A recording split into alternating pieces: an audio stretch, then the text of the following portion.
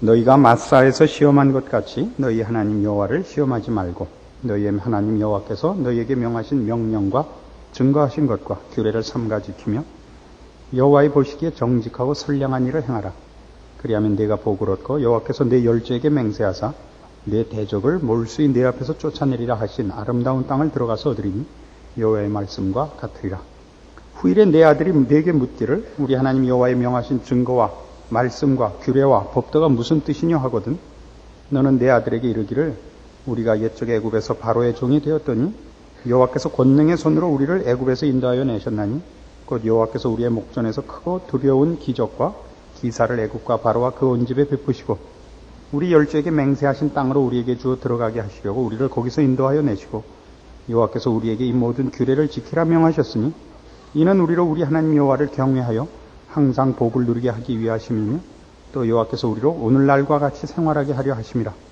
우리가 그 명하신 대로 이 모든 명령을 우리 하나님 여호와 앞에서 삼가 지키면 그것이 곧 우리의 의로움이니라 할지니라. 지난번 설교에서 이 6장 그 앞에 부분을 하면서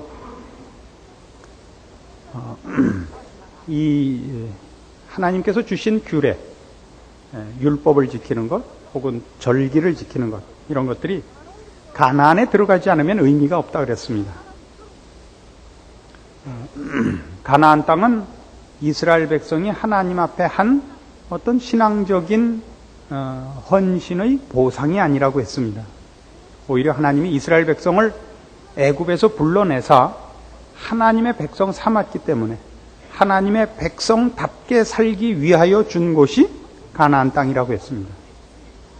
그래서 말하자면 가나안 땅에 들어서 내가 짓지 않은 집, 내가 심지 않은 실과를 먹는 그것은 우리에게 필요한 것이 하나님 손에 있고 또 우리는 우리의 삶을 먹고 마시고 입기 위해서 사는 것이 아니라 하나님의 자녀답게 살 책임이 우선한다 하는 것으로 이 첫 번째 문제를 풀었습니다. 그러나 오늘 이제 한 번 더 이 문제를 생각하려고 하는 것은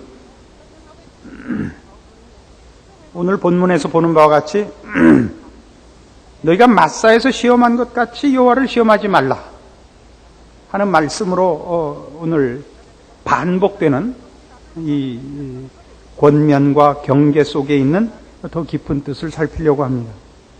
마사에서는 무엇을 시험했었느냐 하면 이스라엘 백성이 출애굽해서 광야길에 들어서자 맨 처음 겪었던 곤란한 일이 물이 없는 것이었습니다. 그들의 불평 중에 기억할 만한 말씀이 있습니다.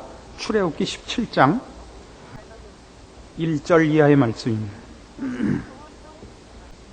출애굽기 17장 1절 이스라엘 자손의 온 회중이 여호와의 명령대로 신광야에서 떠나 그 노종대로 행하여 르비딤에 장막을 쳤으나 백성이 마실 물이 없는지라.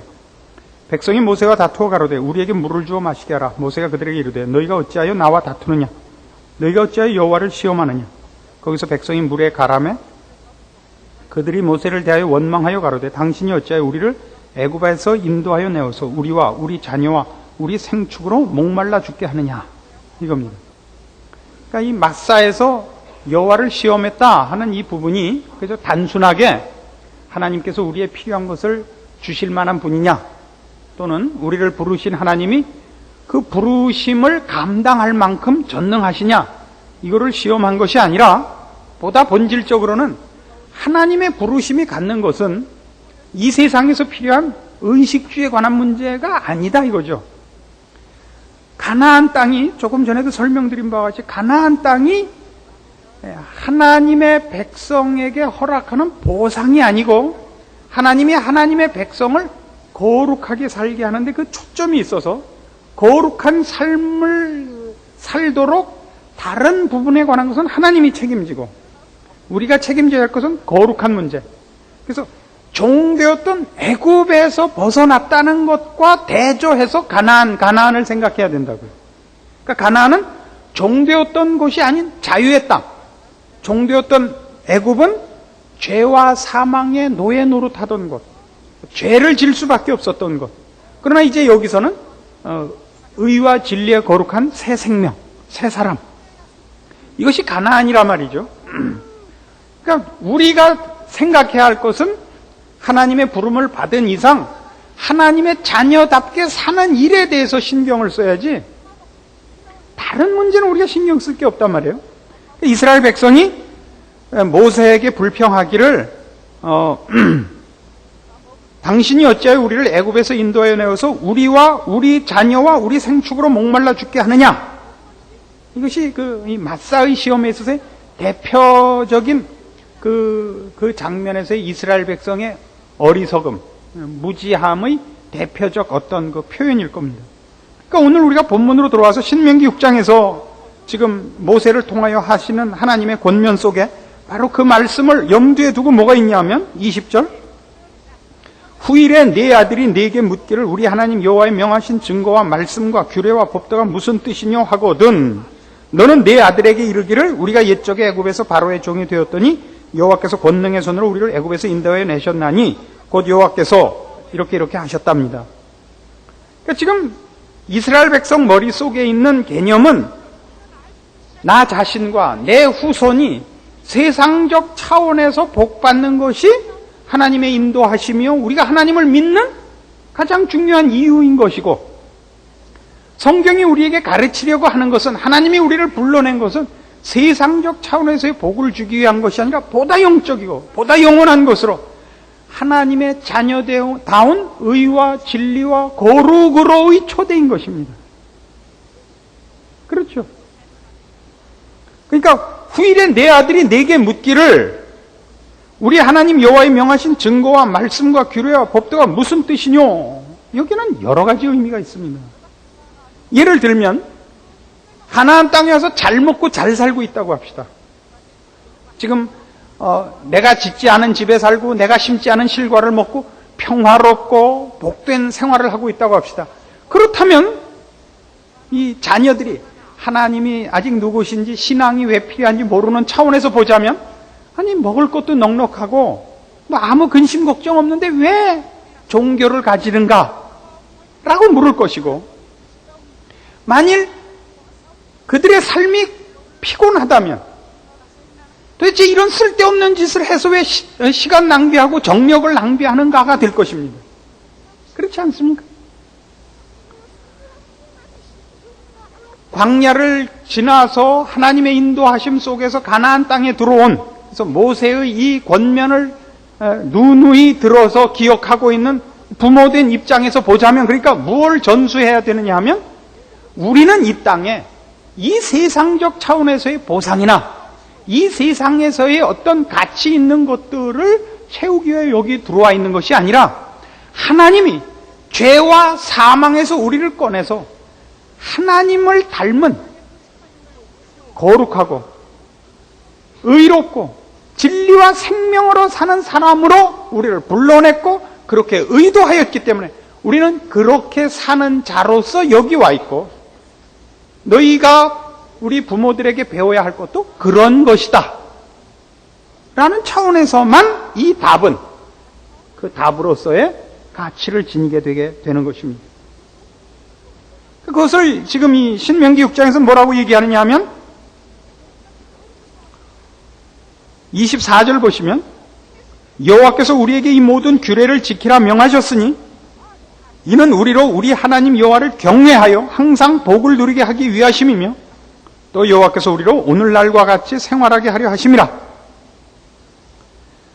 그러면 이 24절을 놓고 볼 때 지금 20절에 있었던 우리 자손들의 질문에 대하여 이제 우리가 해야 할 대답이 이겁니다.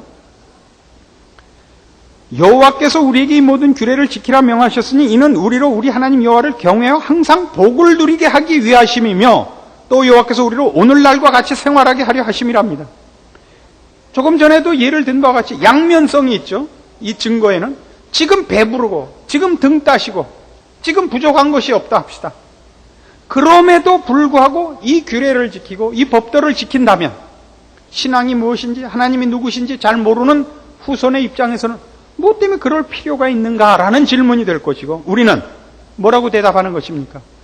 우리가 이 규례를 지키고 이 법도를 쫓는 이유는 배부르자 하는 것이 목적이 아니라 하나님께서 우리를 죄와 사망에서 불러내신 그 뜻대로 의롭고 거룩하게 살기 위하여 부름을 받았고 그렇게 살기 위해서 이걸 지킨다 라는 대답이 될 것이요.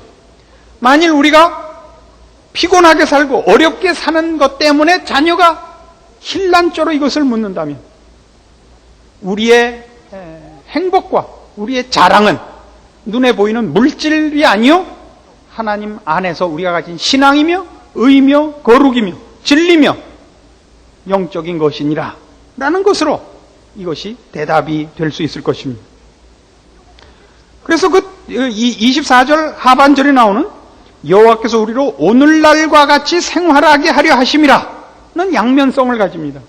1차적으로는 이 신명기에 주어진 말씀으로는 들어가서 다 복되게 살 것입니다. 젖과 꿀이 흐르는 땅에 들어갑니다. 그렇죠? 그 젖과 꿀이 흐르는 땅에 들어가는 것은 우리의 신앙의 보상이 물질적으로 온다는 뜻이 아니고 하나님이 생사화복을 쥐고 계시다는 뜻입니다. 그러니까 우리가 하나님의 자녀되어 복받는다라는 보이는 증거가 이때는 부요 장수였습니다. 그럼 이제 더 성경이 이 뜻에 대해서 우리가 이해가 깊어지는 거를 이제 예상하고 뒤에 계속이 복에 대해서 설명해 올 때는 그것이 물질적인 것이 아니고 영적인 것임을 신약에 오면 두드러지게 강조하게 됩니다. 그래서 우리는 이런 얘기를 해야 됩니다. 오늘날도 우리가 지금 이 신명기 6장을 놓고 볼 때 신명기 6장이 그 유명했던 오늘날 내가 네게 명하는 이 말씀을 너는 마음에 새기고 네 자녀에게 부지런히 가르치라 하는 말씀 속에 이게 있는 거예요. 우리가 이 세대와 우리의 후손 앞에서 하나님을 믿는 신앙인으로 가져야 하는 책임이 무엇인가 할 때 그것은 말로만이 아니라 우리의 존재와 인생을 놓고 증명해 보여야 할 우리가 가진 바 신앙입니다. 우리의 자녀들을 교육하는 문제에 있어서 우리의 자녀들이 부모에게 배워야 하는 것이 무엇이냐 하면 우리의 전 목적은 하나님의 법을 따르며 하나님을 기뻐하는 것임을 보여야 됩니다. 그러니까 오늘날 우리에게 제일 큰 병이 뭐냐 그러면 세상이 물질이 모든 문제의 해결책이라고 유혹하는 일에 우리가 지고 있다는 사실입니다. 그렇지 않은 걸 다 압니다. 그렇죠? 인생의 행복과 가치는 물질에 근거하지 않습니다. 왜냐하면 물질은 이상하게 갈증을 해소해 주는 예가 없습니다. 물질은 갈증을 더합니다. 안 그렇습니까? 여러분이 자격 없는 돈을 갖게 되면 제일 먼저 뭐부터 하는지 아십니까? 제일 먼저 타락합니다.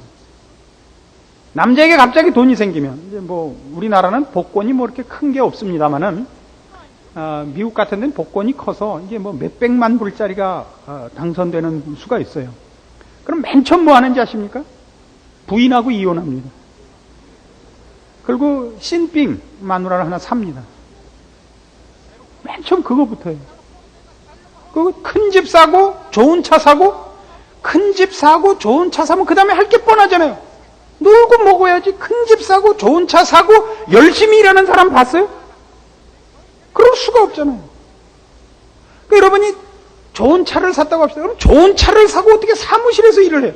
좋은 차 샀으니까 돌아다녀야죠. 그 좋은 차 사고 어떻게 쭈그렁쭈그렁 하는 마누라랑 같이 가요? 다리미질 하는 여자랑 가야죠. 물질이라는 건 말이죠. 이상한 거예요. 그건 완전히 물귀신입니다. 참 이상해요. 건강하면 좋을 것 같아요. 건강해서 빨빨거리고 기도원 다니는 사람 봤어요? 기도원은 꼭 실려서 가지. 기도원 제 발로 가는 사람은 없는 겁니다.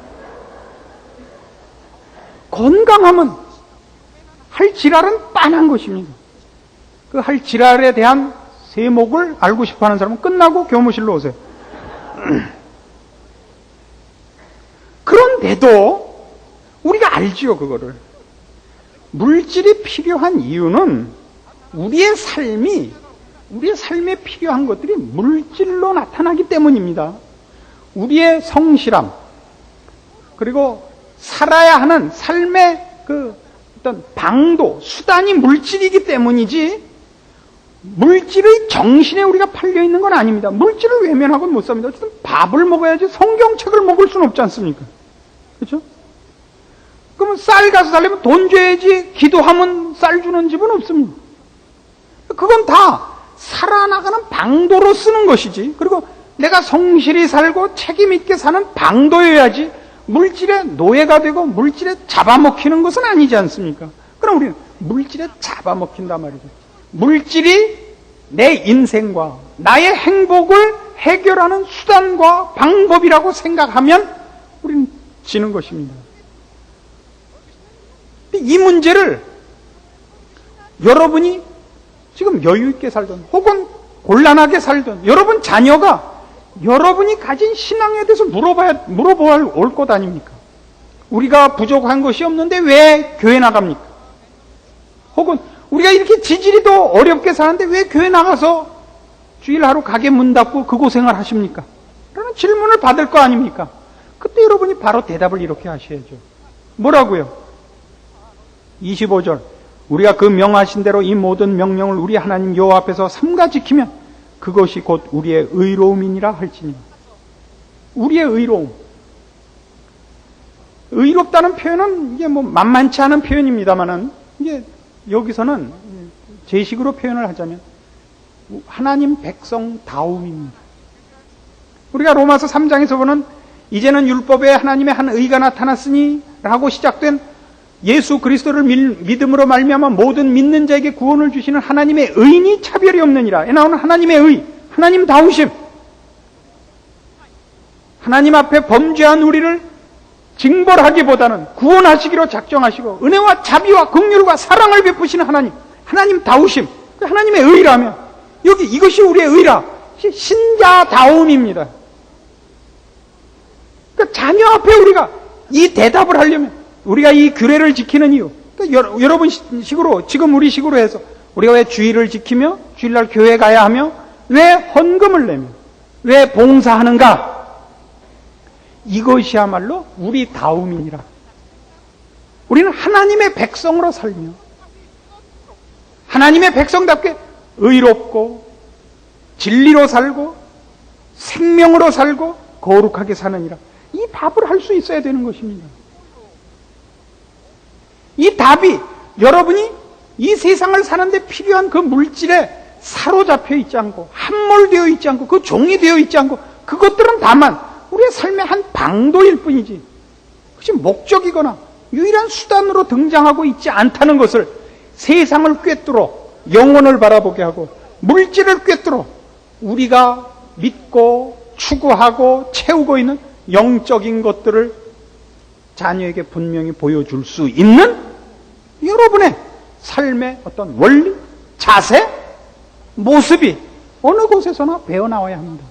그걸 못하면 우리 자녀는 우리가 무엇을 해도 믿지 않습니다. 나중에 이스라엘 백성이 여호수아를 앞장 세워서 가나안 땅에 들어가서 가나안 족속들을 내쫓고 그 땅을 차지합니다마는 여호수아 죽고 이 시대 사람들 다 죽은 다음에 그 다음 세대들은 여호와를 알지 못하게 됩니다. 그들이 알지 못하게 된 가장 큰 이유가 뭐냐 그럴 때 성경적으로 따지면 가나안에 들어간 이후에 이 경고를 받았던 이스라엘 백성들이 자녀들 앞에서 그들이 갖고 있는 이런 규례들, 법도들을 말로는 가르쳤지만 저들의 존재와 인격과 삶에서는 증명해내지 못했기 때문입니다. 저들은 가나안 족속들을 다 쫓아내지 않았습니다. 저들의 삶의 방법, 저들의 쾌락을 쫓는 이방 풍속들에 대하여 깊은 그 호기심을 갖고 함께 섞여버렸던 것입니다. 그래서 우리는 오늘날 이 모든 문제들에 대하여 이 성경의 이 가르침에 대하여 우리가 누구 앞에 서 있는가를 확인해야 되느냐 하면 이웃과 자녀 앞에 서 있는 것을 알아야 됩니다. 오늘날 교회들은 세계 앞에 서고 세상 앞에 섭니다. 자꾸 여기서 말하는 사람 앞에 선다는 것은 명성의 차원에서 얘기입니다.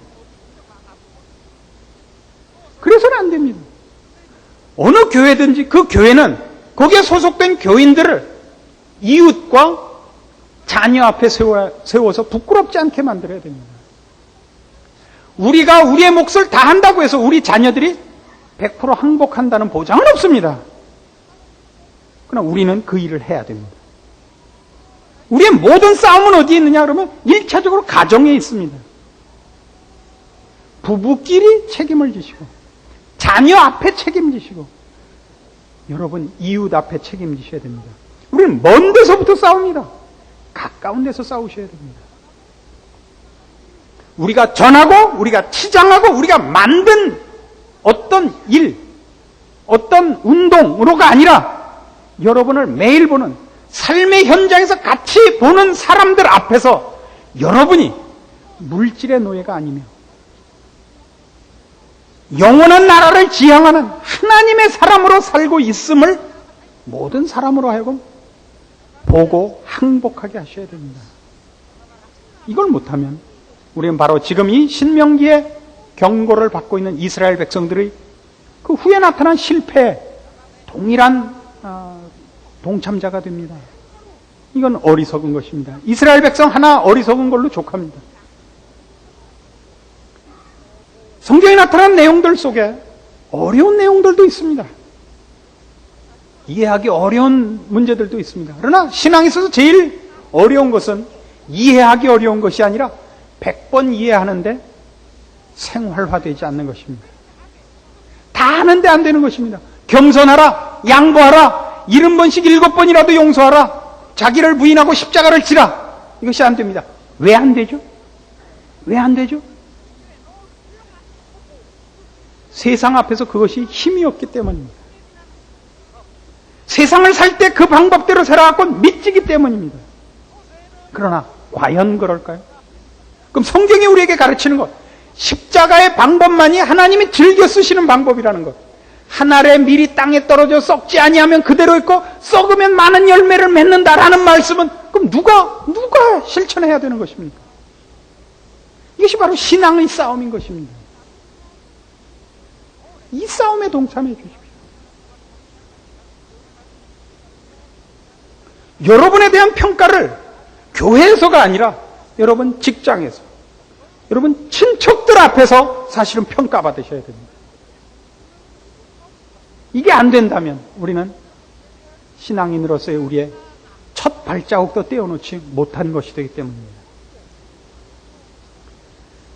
세상이 알아주지 않는 것, 세상 앞에서 그렇게 살면 손해보는 것, 그래서 이 일을 안 하면 우리는 자녀들 앞에 할 말이 없습니다. 늘 말씀드리죠. 자녀들이 여러분 말을 왜 안 듣는다고요? 여러분이 그렇게 살지 않기 때문입니다. 자녀들이 볼 때 우리 부모는 하나님보다 돈을 더 무서워하고 세상을 더 사랑하는 줄 자녀들이 알기 때문입니다. 아무리 말을 잘해도 소용이 없습니다. 자녀들은 본대로 큽니다. 우리가 하나님의 뜻을 따라 거룩한 싸움을 한다면 하나님께서 분명한 승리를 주실 것입니다. 가나안 땅은 약속의 땅이었지 우리 힘으로 획득하는 땅은 아니었습니다. 그리고 거기는 하나님의 자녀들이 자녀답게 살도록 허락된 땅이었습니다. 원주민이 쫓겨나도록 되어 있었지 원주민이 이스라엘 백성을 건드릴 수 있지도 않았습니다. 실상은 세상은 우리가 이기도록 되어 있습니다. 아브라함에게 한 약속처럼 내 씨가 하늘의 별 같고 바다의 모래 같으리라. 우리와 우리의 삶의 내용들이 이 세상을 오히려 삼키도록 되어 있는 존재들 아닙니까? 안 될 것 같죠. 그 신앙 문제죠. 하나님의 말씀과 약속을 따라 살 것인가? 아니면 세상의 유혹과 공갈 앞에 굴복할 것인가? 결국은 그 싸움입니다. 이 싸움에 여러분이 선택할 필요도 없죠. 왜요? 여러분은 하나님의 자녀로 이미 부름을 받았기 때문입니다. 핑계 대지 마셔야죠. 차일 피일 미루지 마셔야죠. 이런 핑계 대지 마셔야죠. 목사님들도 뭐 안 하더라. 이런 핑계 안 대셔야죠. 장로님들도 이건 의미가 없잖아요. 여러분 몫이죠. 다 각자가 해야 되는 싸움이지. 거기다 목사 장로는 왜 끌어당기는 거예요? 핑계 댈 것이 없습니다. 여러분 각자가 하나님 앞에서 져야 할 복된 책임입니다. 이 일에 실패하거나 이 일에 어리석은이가 없기를 바라고, 이스라엘 백성의 실패를 교훈 삼아서 여러분들은 그 뒤를 쫓지 마시고 승리하는 길, 여호수아와 갈렙의 뒤를 쫓아서 복된 이름을 남기시고 복된 열매를 남기시고, 하나님이 과연 우리에게 어떤 복을 주셨는가? 아브라함에게 한 복 그대로입니다.